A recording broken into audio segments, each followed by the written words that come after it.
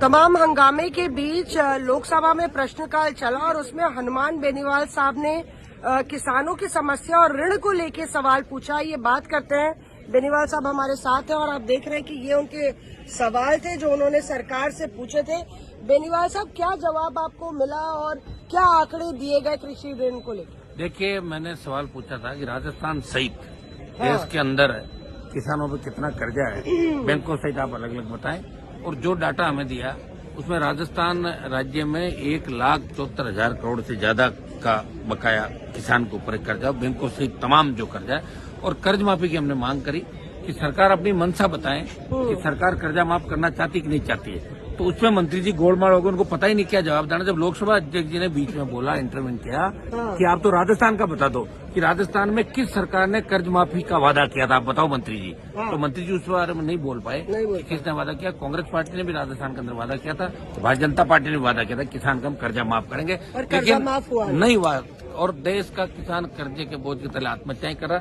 धन्ना सेठों का दोनों सरकारों ने 16 लाख करोड़ से ज्यादा का माफ किया। यहाँ उनका जो कर्ज है, ऋण है, जो ये लेते हैं सारे उद्योग के नाम पे। ये है और महत्वपूर्ण बात ये है कि कर्जा जो है करोड़ों में जा रहा है किसानों का, और जो टॉप पे चार्ट्स पे है वो उत्तर प्रदेश और राजस्थान है, जहाँ 1,71,000 करोड़ का ऋण उत्तर प्रदेश के किसानों पर है और लगभग 1,41,000 करोड़ का ऋण राजस्थान के किसानों पर है। 1,74 हो गया, 1,47। अब आप दिखाइए, ये जो डाटा हमें दिया है 1,47 का, ये बढ़ गया। इसके अंदर नया डाटा जो हमें अवेलेबल नहीं करा है, उसमें 1,74,000 करोड़ राजस्थान पे ऋण है। तो यूपी का भी निश्चित रूप से बढ़ा होगा। यूपी का भी अभी 1,31,000 ज्यादा है। 1,47,000 राजस्थान का उसका है, बढ़ गया 71 है। और ये हमें जो डाटा दिया ये सही नहीं है। 1,80,000 देखिए, तेलंगाना छोटा राज्य है तो उसका 1,80,000 है।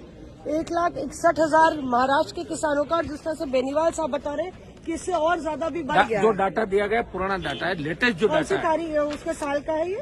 ये हमें डाटा दिया 30/6/2023 तक का। बताइए, 2023 तो 25 आ गया था, हम तो 25 का मांग रहे हैं। 25 में राजस्थान में 1,74,000 करोड़ और यूपी का 2 लाख करोड़ से ऊपर चला गया। तो संपूर्ण किसान कर्ज माफी, हर पार्टी आती है, किसानों की बात करती है, कर्ज माफी की बात करती है। आपको क्या लगता है कहाँ पे मामला गड़बड़ हो जाता है? ये तो गड़बड़ यही हो जाता है। और देखिए, एक बार किसान का संपूर्ण कर्ज माफ करना चाहिए, बाद में सरकार को ऐसी व्यवस्थाएं करनी चाहिए कि किसान, सारे किसानों का नहीं, एक बार सारा कर्ज माफ कर दो ना। किया था ना चौधरी देवीलाल जी ने, उसमें कर्जा माफ किया था 10,000 तक का।